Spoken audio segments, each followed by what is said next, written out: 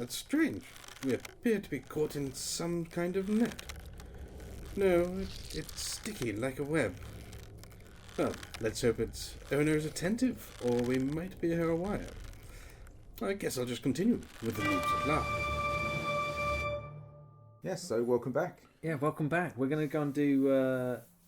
so after all the our disastrous showing at the... While you'd done that, obviously Ian and David come back, and I'd finally cracked and went and bought my hammer. Oh, Yes. You bought your hammer. Bought my then. hammer. The 41.5 inch long mallet, basically. It's an absolute beast. It's a beaut. I love it. I mean, it's like a... I'm so pleased you got it. You just look Yeah. so happy. The with handle's it. really large and really well made, so it feels great when you're holding Yeah. it. It's like a few feet long as a long shaft, and then it's got like a big head at the end, which is a hammer. It's really nice. Yeah, I think for you, like a big thing had been like because you wield two swords, Yeah. Bung, and it's like Two the big short thing. swords Yeah, as well. that's what you struggled for reach. Yeah. So getting the hammer, I think, really is a level up, right? Yeah, definitely. And just as we had found out about the skirmishes, so I thought this is a chance to try them out. Mm-hmm. Yeah. So I was on the way back from the skirmish and the competition, and I bumped into a bunch of people and they were heading to the skirmish. We're like, "Come join the skirmish." Yeah. So I was like, "Oh, sweet." So I headed back with these guys up towards the gate. There was a lot of people waiting outside the gate, wasn't there, for this skirmish? Yeah. And there were like multiple skirmishes going on every half an hour, I want to say. So what was going on was there was the one that was being filmed by the documentary crew that was first, and that was a skirmish of I think it was like 150 people, but a lot of people turned up. I might even be wrong with that. It might be less than that. Mm-hmm. So obviously they can only take a certain number of people. So I think I was in that blob with the idea that then you guys would be in the next blob that was going through. Mm-hmm. So at this point we kind of split up into me on mine, you two on yours, Well, and Dave didn't get was- on either of them. There was me, Yeah. Big D, and you and Dave, and we were all hanging out. And basically, there got to an awkward moment where too many people to go on the skirmish. Yeah. So we're like, Yeah. any of you guys want to step up and get in the next skirmish? And we were like, you Well, know what? Yeah, let's do it, right? Well, Like, because basically we were supposed to go on the one that Ian had gone on, yeah, but a load, I think, people from Wintermark had come as well. Sure. And basically, to avoid national incident, we were asked if there's some Navarre who are willing to Drop out Step drop out. out so the Wintermarkers can go in. yeah. So we all dropped out, apart from Ian, who was in the Medic blob, basically, yeah. Medical blob. So then we were like hanging around. What was your skirmish like? So we go through and we get basically there's quite a few medics in this, and we heard that we're basically out to hunt a beastie. Oof. So we have to try and bring it down, and that's our objective. And this beastie will have sort of units guarding it basically, and trying to take it from point A to point B. And our job is to stop it getting to point B. Right. I like it. So yeah, it's like a road ambush, I suppose, right? Yeah. So we get broken up into this large medic group to kind of go after it. And bear in mind, all of this is being filmed by Unilad, I think. And again, I never really even spotted them, very rarely anyway. And so there was that whole thing going in. And then as we go in, we get sort of split up and we get put in a free because there's just that number of medics that mean that we have to get put in a free. And then the kind of mission kicked off, and I've got a bow. The other guy with me has a sword, and I think the lady with me had like a short sword, and they're much more kind of sort of definitely sort of more full-time medics. But I've got a bow, and I'm ready to kind of be more of a combat You want to go medic. and shoot some people, right? So I want to get us into situations where we can take shots, obviously, and then go and save people if we need to. So immediately, obviously, I start pulling that kind of move, and it was my bad completely. I just didn't basically check with them what kind of game in a sense they were up for. So we ended up getting two of us went off. The chap kept up with me, and the lady got left behind, and she ended up getting caught in a sort of skirmish back there. Shit! So you were like going around, trying to get decent shots, but a little bit exposed. You say? Well, just sort of moving around the side, sort of acting more as like a flying medic unit. But she ended up getting pinned back there, and we just, through the nature of combat, just lost track of her. So she kind of ended up on her own, trying to basically catch up with us. And I felt kind of bad because I felt like it was a shame because she'd gotten this put in this unit with us, and I just didn't keep us together. And it was just a shame because I think it kind of. She seemed fine about it, but it just sort of maybe put her down on her experience, and that kind of made me feel, shit, I should have maybe. Yeah, man, come on. It's one of those things. But anyways, so it was great though. The whole mission was awesome. So we're fighting this thing. There's this big lumbering monster that's being what is flanked. An Uluglosh or something. I don't know. What does it look like? Which is like a big kind of lumbering. Sort of armadillo almost. What do you mean? So it's a guy in a massive prosthetic sort of suit. Right, he's got loads of padding on him, and he's kind of like leaning over, and then he's got his arms are like hanging in front of him, almost like kind of small tree trunks, and he's got like this big prosthetic head, and he's kind of shambling along, and he has these attacks that are like he sort of flings the arms out, and obviously they're kind of rubberized kind of things, like wacky. But when you're in it, it looks legit. And like they're sort of like mass sort of venom attacks, I think they were, all kinds of stuff like that. That's awesome. And we're also fighting fast-moving Druj, who are their protectors, basically. Who are Druj are another tribe of orc that we obviously played in the monstering battle. So it basically descends into there's pretty much just the beastie and a few guardians left. So at that point, I'm like, healing's not required.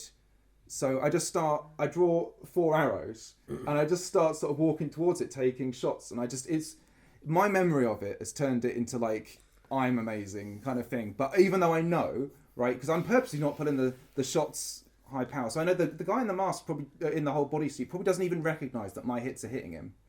Okay, but the visual is me... hero moment. Yeah, where he's coming towards me, and he's probably not even coming towards me, right? But my mind has made it so he's coming towards me, kind of moving through their lines, and I'm firing these shots 1, 2, 3, 4, and on the 4th one he goes down, like right in front of me, and it was just for me it felt amazing. It felt like that bit from 300 where the rhinoceros is charging the line and he throws the spear and it like literally slides to death on his feet. Yeah, and it was. Everything about what I just said is complete mind fantasy. Yeah, but it's for me. It was ridiculously cool. That's one of the best things about LARP is how your memory like retcons everything in your head and turns it into something really in scene. You know, there's going to be a video of it, so I assume the shot is probably not going to show me taking these shots and the last shot bringing it down. That probably is not how it happened. No, I don't think the video will appear that. Yeah, this is the other thing. I was talking to someone. It was actually Farron who was talking to me about listening to the podcast and saying, "I was at that battle," and I went, "Yeah, we probably tell stuff and it's different for other people." And he goes, "Yeah, I don't remember that battle happening like you said it did." And I was like, "Yeah, I appreciate your honesty, but that is like, please, when you listen to this, it's always a bit subjective what we're saying." So there's your memory of events, but it's also your separating the fantasy from the reality. But I would say like the idea of like really getting into it, there's a certain level of imagination with a lot of the stuff with the RP, right? So you're visualizing a battlefield, and your mind is choosing to take the people with the smoke machines and the rest out of it. The immersion of that just immediately fires that part of your brain. It's not even like a conscious thing, right? Like you're when you get invested enough, you're riding a wave of RP that can really just take you to wonderful places. It's amazing. Anyway, so so that was basically our skirmish. Very successful. Took the beastie down. I say I was a bit bummed that I kind of messed up, but it was at the same time I had a great time. And then we just went back through, and I actually didn't know that you guys were part of the second skirmish. So at that point, I go back to the camp. I meet up with Dave. First of all, I stop off at Urizen because before the skirmish had happened, I'd been looking for. You want to talk Urizen, do you? I'd kind of been looking for the Crystal Skies, who are my contacts there. Yeah. I'd asked around for them, and everybody said, "Oh, they're not here." Yeah. And then later on, we went on outside Friday the skirmish, I spotted the person I know there. Called Lanius, and he just approached me and said I can't go on this skirmish because there's a list of 10 people and a bunch of people on this list are dead and I'm on the list, and there's people who are potentially part of the skirmish who might be assassins of this group. Now, again, everything I'm telling you might be... It's so good though. Okay, so this is we always make a big deal of describing battles as in detail as we can. Now, what Ian's saying now is something that was like way more meaty than a lot of the battles, right? Yeah. These are people that we know, and there is some sort of a death list where they're being offed. And this is obviously all player action. Navarre, right? Like they're meant to be Navarre players, right? These are the people these are the assassins. Yeah, the assassins they think are generally from Navarre, which is kind of weird. I don't think it's necessarily applied that the affiliation is a Navarre. More it's I think it's probably some high level merchant play of some way. It's very weird. It's very strange. It's like, but as the Ashbourne, if you care about it, right, we care about it. Yeah. And therefore there's a certain level of like, right, we've got to keep this fucking guy alive. We should definitely, Now, so this moment kind of needs to be flashcarded with the idea that it's going to lead to, in Songs and Storytime, an amazing moment that you kind of like, it was just great to see this instant influence something as different as Songs and Storytime. Yeah, but before we go there, we should probably go. Yeah, by the way, this is also something that will carry on like for the whole weekend, is that we are perpetually aware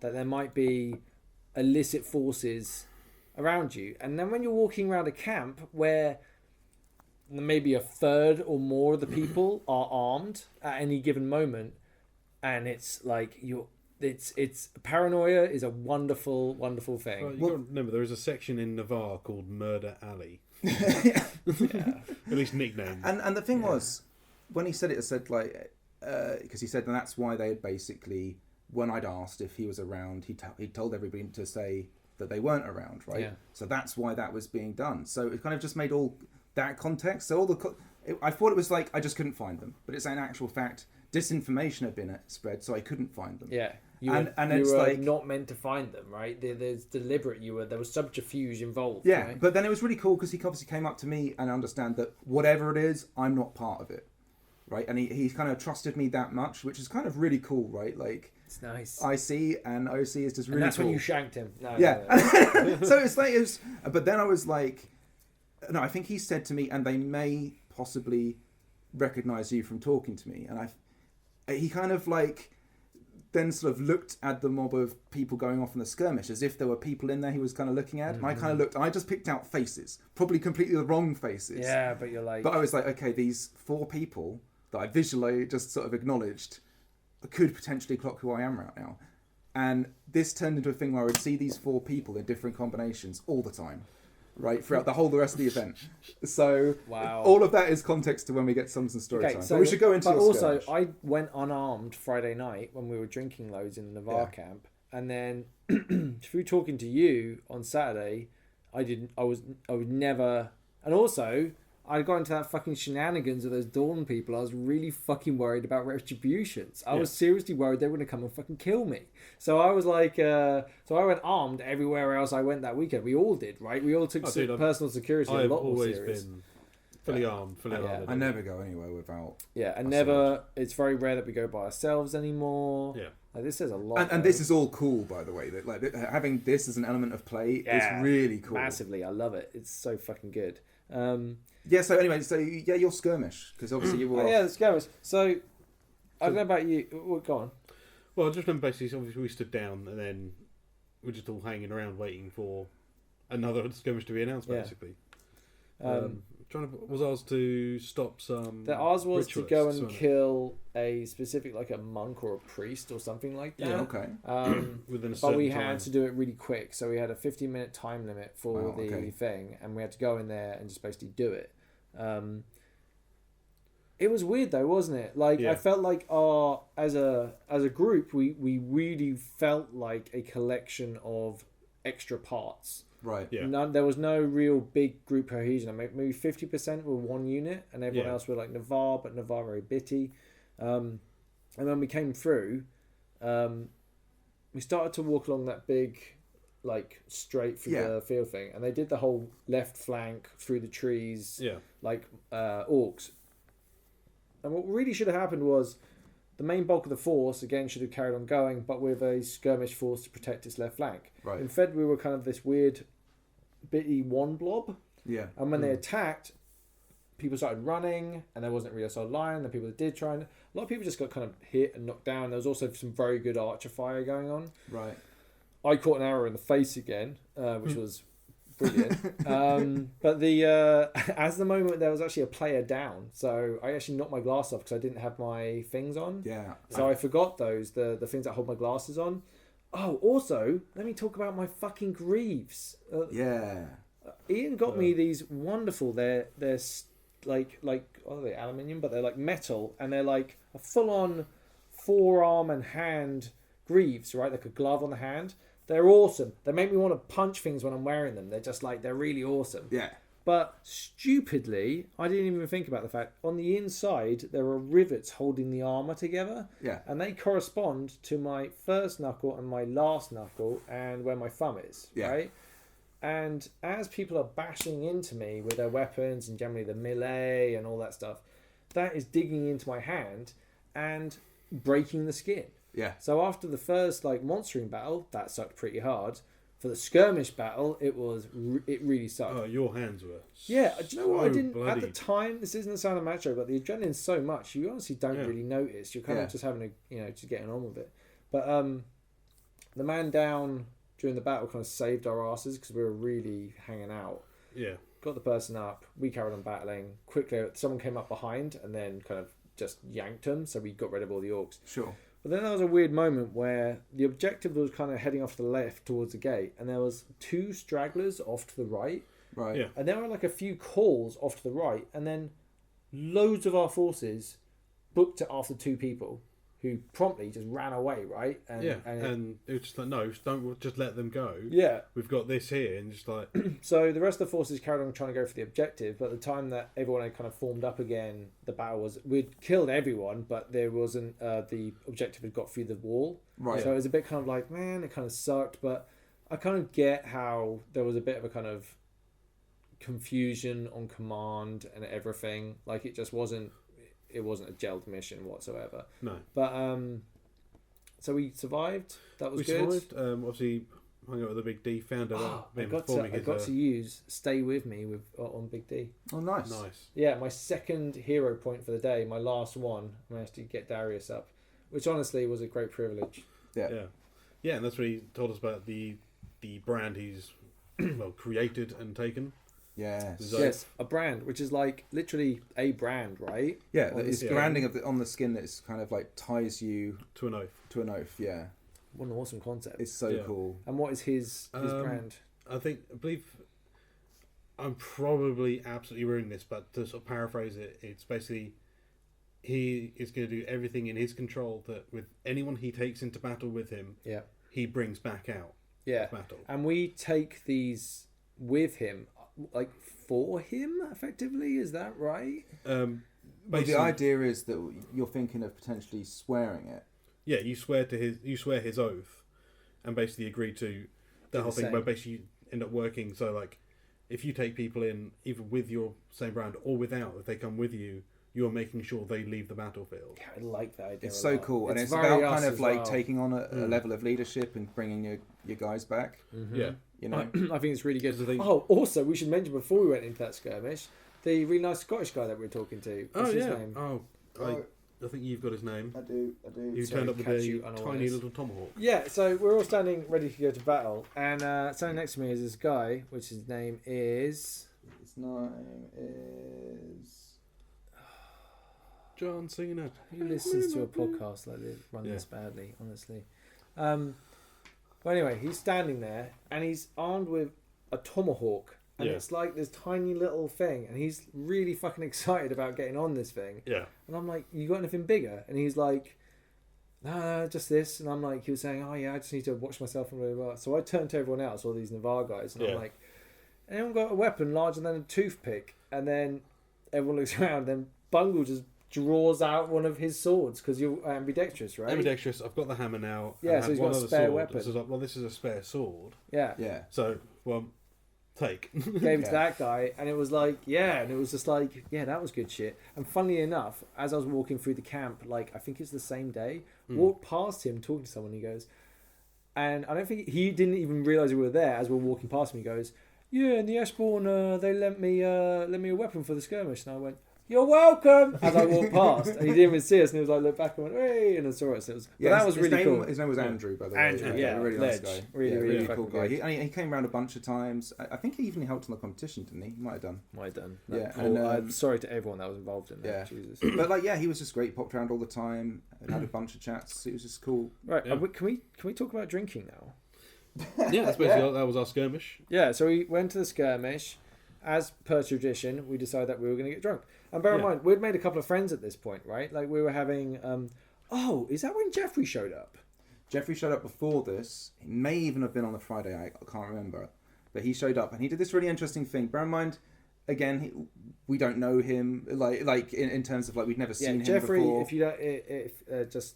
He's the guy who recommended that I put a knee brace on when I'm running around, which I did this time, Yes. which worked like a fucking treat. So he recommended that. So I haven't actually met the guy, but we've talked a few times like online and stuff. He's a really nice guy. Anyway, so we were all at the camp. I'm in the tent. Yeah, and he pops round and he's saying, I'm looking for Ifan. And Yeah, he's looking for so Ifan. and he kind of walks up, and I think he delivered it in a fairly ominous way, right? He's a majestic looking figure, right? As well, like he looks like a noble at least. I right? think he's Dornish. I'm pretty sure. Oh, he is Dornish. Dornish, yeah. He looks like. Do you know what I thought he was? Inquisition. Yeah, I thought he was. I don't know. He maybe is. Like immediately, I thought, well, maybe he is. But so everyone's like, "Hey, fan, someone's here for you," and it was so exciting because it was like. Someone's here for me, and it felt like I don't know. I'm at that point in Empire where it might be for me. Yeah, who knows? It could be now. Like and it's then, not like someone's made a mistake. So then what was really cool was then we kind of all surround him, and just listen to the line of questionings to getting, and he's asking you about, were you involved in bringing down the Eater of Hope? Were you one of the people present when it went down? Leading questions into each answer, and you were right? like, yes, and he was like, and then he started going, are you feeling strange emotions? Yeah, but at this point, right, I'm sitting there thinking like, because I'm really feeling our little striding at this point, right? Like I'm like, we're the fucking Ashbourne, like, and I'm looking at him like, you should have brought more guys. Like if this is what you want to go down, you should have brought more people with you. Because if this is gonna turn ugly, then and everyone's like sitting on their chairs, but everyone's like getting weapons and putting them closer to them. Like move as if I'm kind of cleaning my sword. Yeah, and just like you're all hanging out, but all of you are getting armed up, and like he's like asking me these questions, and like there's exposition in there, and he's like just explaining why does he's a there. fantastic job. Yeah, right? really good. He said to me later that he had a lot bigger plan, but it was awesome. I think he delivered it really well, right? I mean, so, that must be so difficult to do. Yeah, it was. So anyway, he basically is asking whether I've had been under the effect, having like cleaved this guy's leg, who's this possessed beastie. This has was in the anything happened to previous me? event. Yeah. So he's like, and I'm like, no, and everything's fine, and we are fine, and then we're doing all this RP, and then he leans forward and goes, I'm Jeffrey, by the way. And it was just like, I didn't even twig who the fuck he was until that point. But like, as soon as he said it, I was like, oh god damn, like what a great fucking entrance, right? Like So if you and then we all kind kind of gave him almost like an out of character kind of totally. There was a stuff, lot, but and then we're like, and then it went switched that kind of transitioned into in character. Then he was kind of more welcome. It's nice. Like, and I think this is kind of where he asked a really good question was, are we still noobs? Are we still LARP noobs? Like the entire point of the fucking project, right, was to show from people that didn't know anything about LARP to people that are LARPing, right? Like, are we LARP noobs anymore? An existential crisis for the podcast, right? Like, does the podcast even have a purpose after we are no longer noobs? I would say, like, my perspective of it is, I feel like I'm a LARP noob in terms of the system and playing within that system. But what has changed in is, I think now, having done it, I have a greater perception of what the experience could and is. Yeah. You know what I mean? Like, I understand that where it could take me, and it's kind of like, you don't really know that. You think you might know it, but you don't really know it until you do it. I'm gonna go with my definition of it, and the reason why. Like, I don't know. I feel like if you still show up to a LARP event with this still like childish excitement about being there and the opportunity of what you're gonna do, then that's enough for me, right? That's That's- where I'll always be a LARP noob. You know what I mean? Like think so, yeah. that's where I'm at, right? So I still feel, despite knowing a lot more and interacting with people, that's kind of still where we're at. Now, unfortunately, or fortunately for us, like there are people now, like Jeffrey wouldn't be a contact to us if it wasn't for the podcast. So there's going to be a fair amount of meta to this that's going to kind of like change that, right? Do you think? I don't know. I don't feel so. I mean, people will come to us with more experience, and people will come to us with less experience, and I welcome both those interactions. Yeah, we'll just throw They're straight amazing. dice Like, the whole I time, just have a right? great time interacting with people. Like, and like it's little things like that, right? Somebody coming up and RPing with you. All of a sudden, that's an event we can all share. Well, it'd be very different if it's just someone coming up and just instantly starting an OC conversation about, I've seen your, And it's I've not- heard but you off to be this. fair, if it wasn't like we were just talking to people that would met, but then again, a lot of people meet each other through the internet. There are definitely people that I haven't had any interaction with, Yeah. but only on the Facebook groups. Where Yeah. I've suddenly like I'll RP with those people and we'll have a great time together but we haven't had that much in character interaction with each other, you know. Yeah. Um, I really enjoy it. I really enjoy it. yeah, but this also opens the door to wonderful things like us drinking on Saturday night. Yeah. Oh god, yeah. So we met up with Robert and his son Dan again, and we basically were like, we're going to go out and get pissed, right? We were like well up Yeah. for the idea. We had plenty Yeah. of coin on us. Let's Well- go do it. And we'd heard about League Bar, right? Well, initially, hadn't we'd gone there, and then we bumped into them there, or did they come there with us? I can't. We remember. bumped into them there. At the I'm Navarre pretty bar. sure.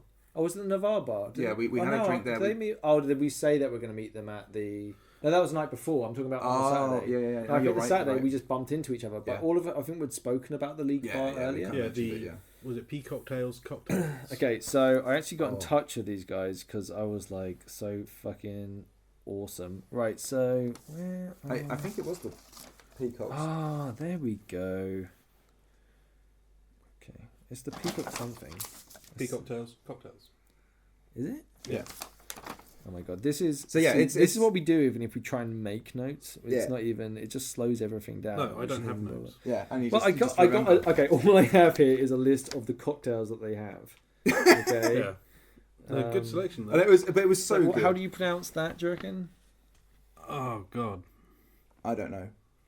All right, let's move on. From Anyway, that so one. yeah. No, hold on. There was the blue, the Bakewell tart, the slow mo, the sherbet, the civil disobedience, which I would have to say that Ifan is a rather big fan of the civil disobedience. That shit is legit. The cooler, and recently added, this wasn't even really a thing before we even went to the bar, the horny flamingo. Yeah. I that- think that's everyone what in our Callum had, I group think. Had a horny flamingo. had a horny I had flamingo. there was a sherbet one. Yes, as well, actually, I so- don't- Yeah, I it's had the just called sherbet sherbet. Yeah, Yeah, I had to show the one after that because he recommended it. That bar was fucking awesome. They made us feel. I haven't got. Bear in mind, I just got back from the States, and I didn't get that good service in the States compared to these guys. They were. They on had the cushioned hook. benches Oh, it was lovely.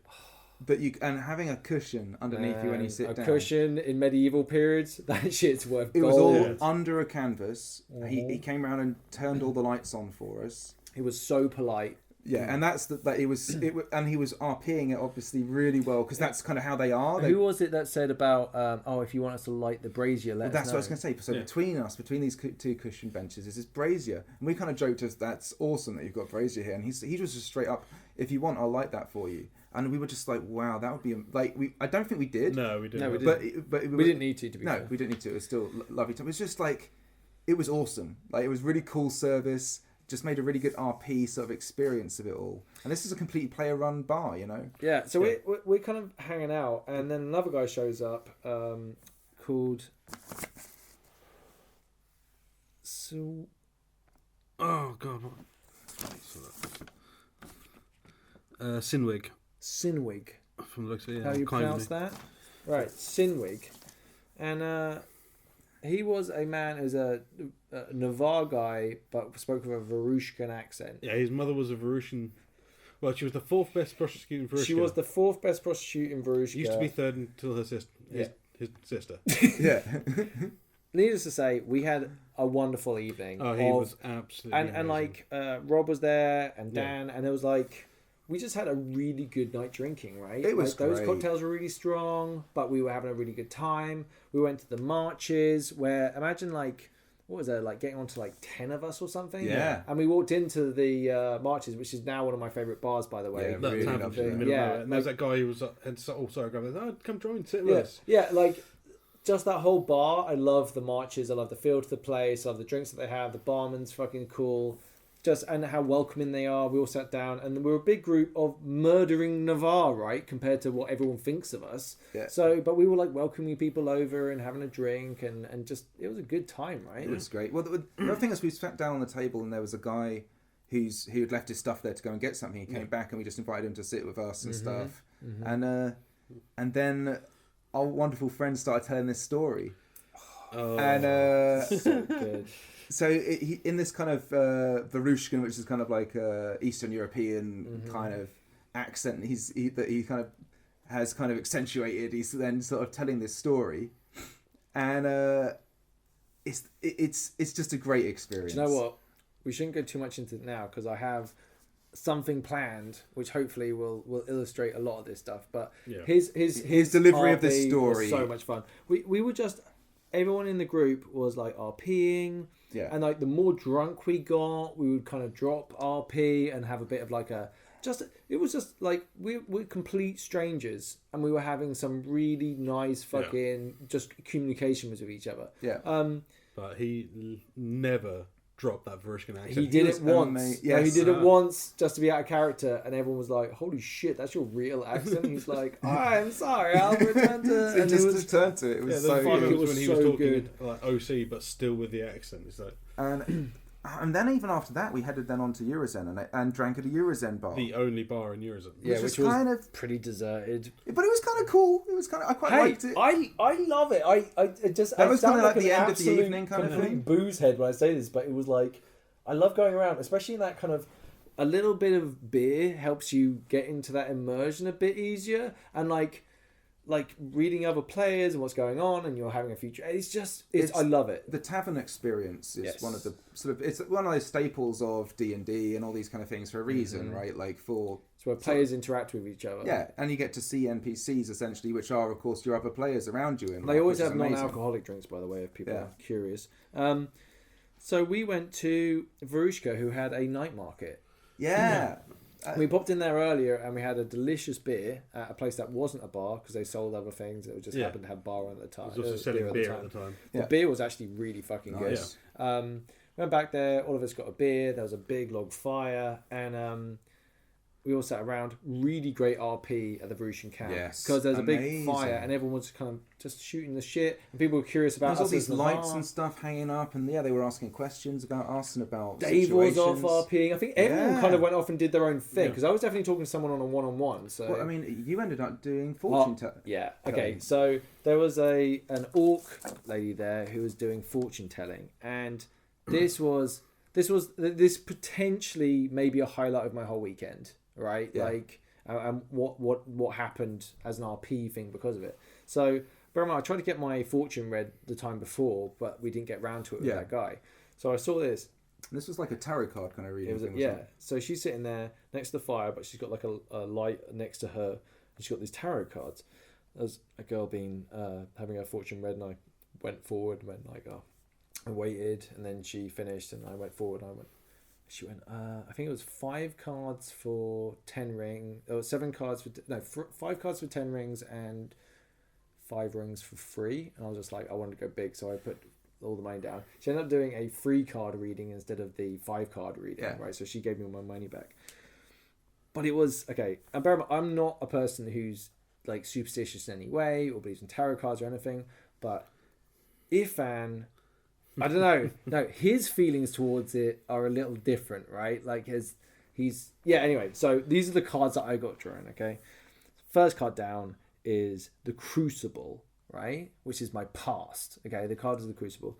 And bear in mind, some of these translations were done at the time. She didn't have a book with her, so they were more like RPing with me. So, so that's courage, experimentation, and creation, right? Our time in Hordaland or whatever, Yeah. we had to have courage, experiment, and create. Yeah.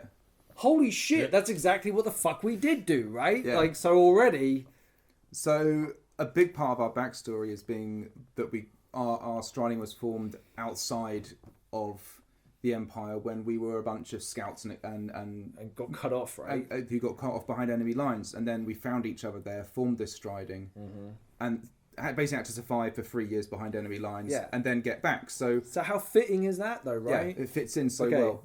So the next card comes down, and that is the Hermit, and that was pride, caring, contentment. Yeah, Right? It's like, I've had a couple of drinks at this stage, and this shit is like, I am like weirdly, again, in that weird OC, icy, like, what the fuck? Like, this is like, I know obviously there's certain techniques and stuff. I don't know, whatever. I don't want to fucking poo-poo this at all. It was awesome. Yeah. It's like, well, that's, I've got pride in the Ashbourne. I'm caring for my fellow men or whatever, you know what I mean, in this group, my fellow Navarre. And there's a certain sense of contentment, right? Yeah. Then the last card, the final card comes down, which is the Gauntlet. The Gauntlet. And it's vigilance, challenge, and testing. Yeah. That's Right? super cool for you. Oh, fucking talk about a call to fucking arms and a fucking... I mean, that's an inciting incident, right? That is amazing. So I get up and I single... we're walking back and I single Ian off and I'm just like, Talis, those cards didn't tell me anything I didn't already know. That's what I said to you, actually. No, yeah. And it was just like... And because you were saying that you've been told that in your future there is a trial, and then you told me what the other sort of things you got, and I said no. You already knew before the cards came that was true. Yeah. And it was just like, I felt like, literally, that's the I know it's not a battle. It's not like in a front of a large group of people. But that was the biggest hero moment I've had in LARP. It was great. It was great. That was like, that's the one reason why I don't want Irfan to die immediately. He's got to have his... Everything he's been to with his tragic backstory, he's got to fucking get that ball across the line. And he got denied, like, the fucking garden. He's still learning about the world. You know what I mean? Like, he's... there's got to be something down the road for him. But anyway, I hope he doesn't die. It's great. I mean, and I think, like, because bear in mind, especially as you were leaving the next day, because you weren't able to do Sunday, that was a great thing for you. Her name was Pitchwalker Vec, by the way, which is a fucking... Pitchwalker Vec. They're just... Yeah, it's just so cool. And she looked fantastic as well. And the whole setup.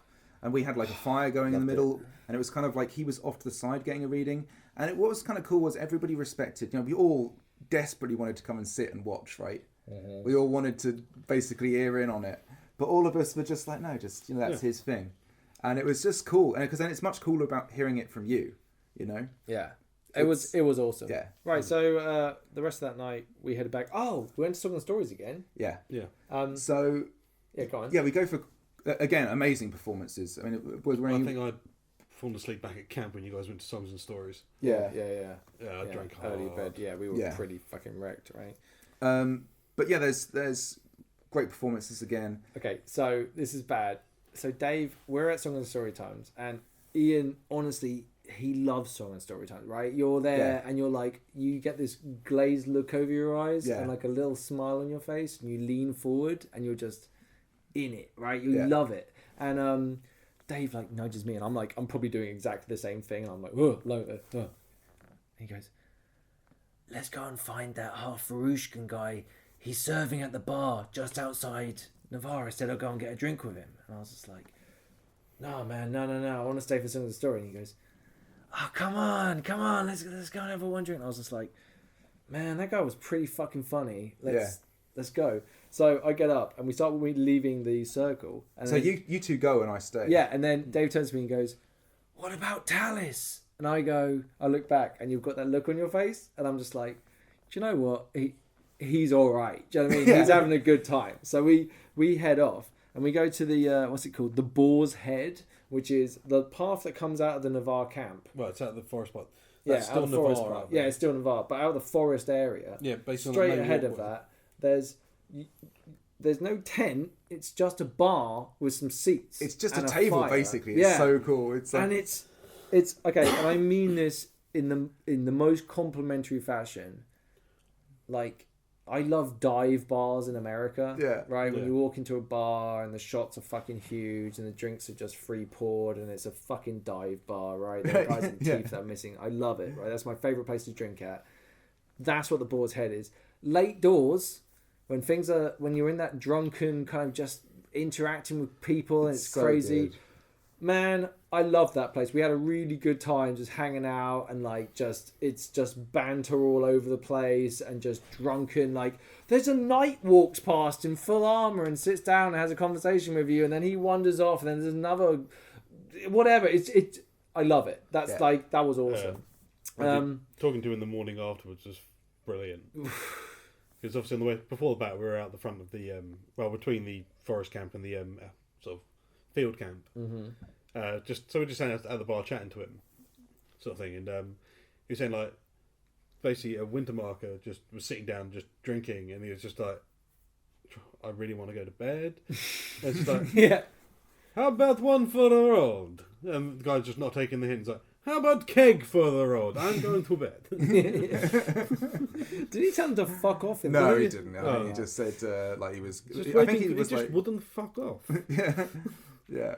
But it was so good, such great sort of RP and stuff.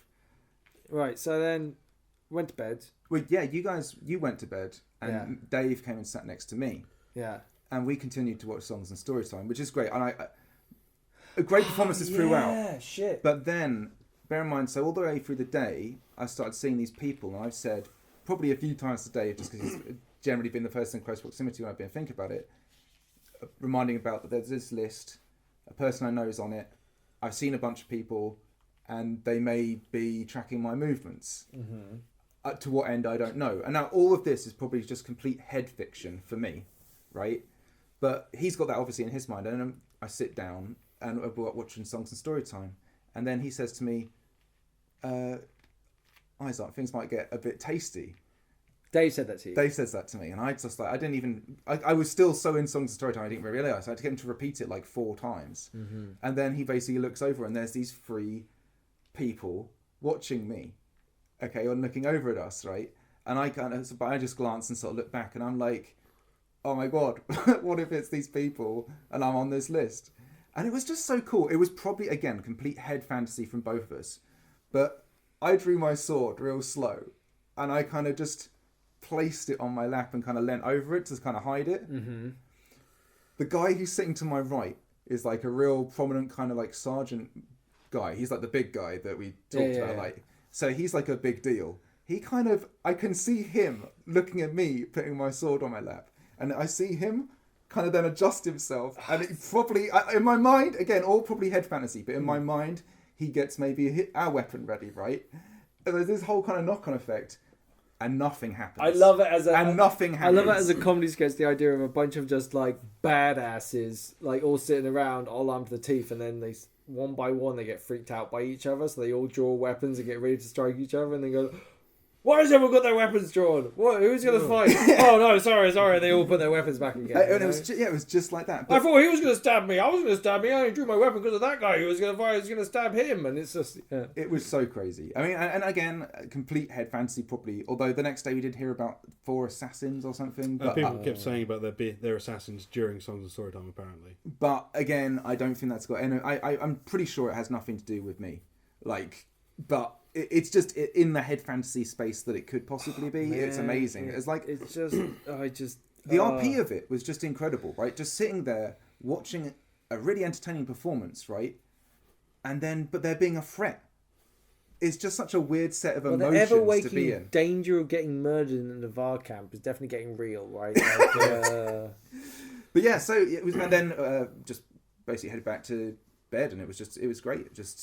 Yeah, so on Sunday I had a family commitment for a tiny little member of my family. It was their birthday, so Yeah. I'm not going to miss that. I love LARP, but I love that little person more than I love LARP. So off I went to see the little person on their birthday. Ah, here we are, finally. Their fangs are quite the trophy. Come to me, my pretty. looks like I've carved his head clean off. I don't know about you, but I could do with a drink.